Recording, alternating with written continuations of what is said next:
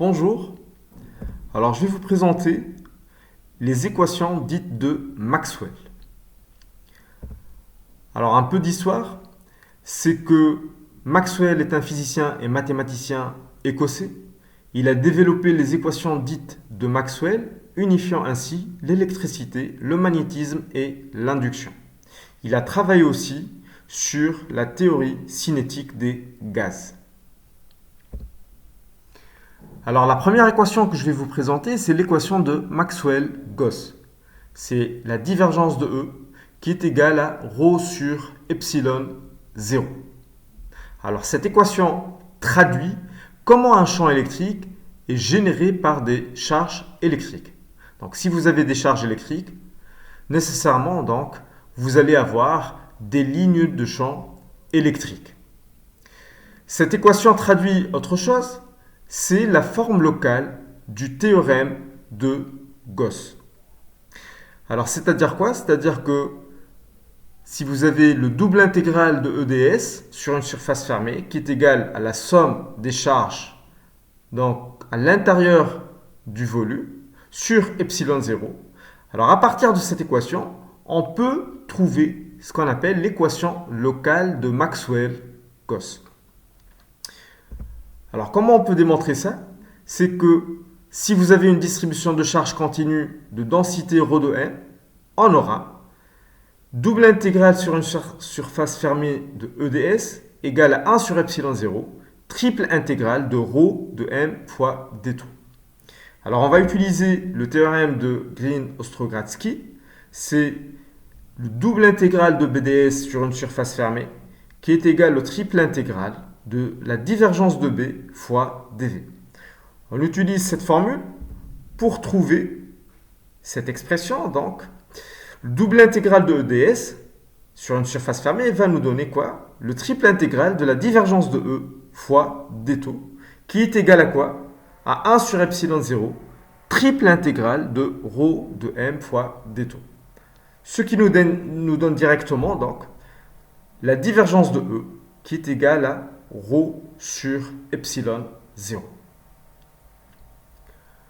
Alors la deuxième équation, c'est l'équation dite de Maxwell-Flux.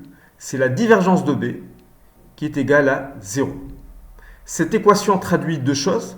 C'est qu'il n'existe aucune charge magnétique. On dit aussi qu'il n'y a pas de monopôle magnétique.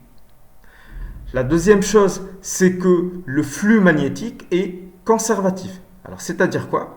C'est-à-dire si vous avez donc un aimant, donc on a deux pôles, pôle nord et pôle sud, et on a des lignes de champ magnétique.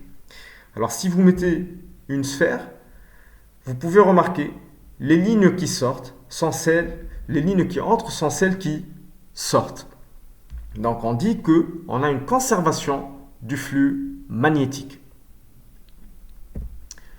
La troisième équation, c'est l'équation de Maxwell-Faraday.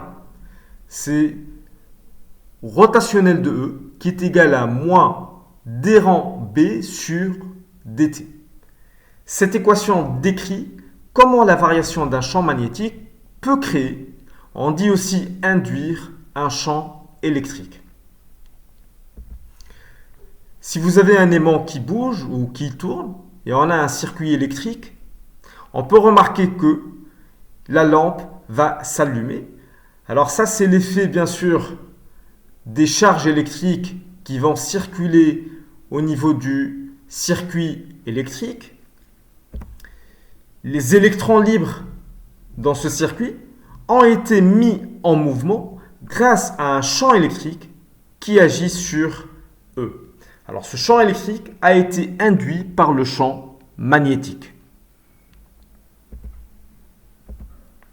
Je passe à la quatrième équation qui est l'équation de Maxwell-Ampère.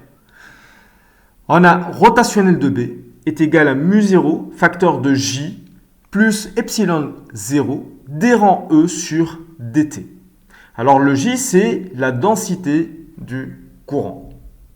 Cette équation énonce que les champs magnétiques peuvent être générés de deux manières, par les courants électriques, mais aussi par la variation d'un champ électrique. Alors on peut se poser la question suivante. À quoi servent toutes ces équations? Les équations de Maxwell nous ont montré les relations qui existent entre le champ électrique et le champ magnétique, nous permettant ainsi d'étudier la propagation des ondes électromagnétiques dans le vide et dans la matière. Alors, quelles sont maintenant les conséquences des équations de Maxwell? On va commencer par la première conséquence, c'est le potentiel vecteur A.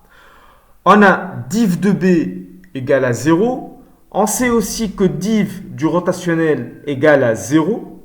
Et on pourra donc définir un potentiel vecteur A tel que B égale à rot de A.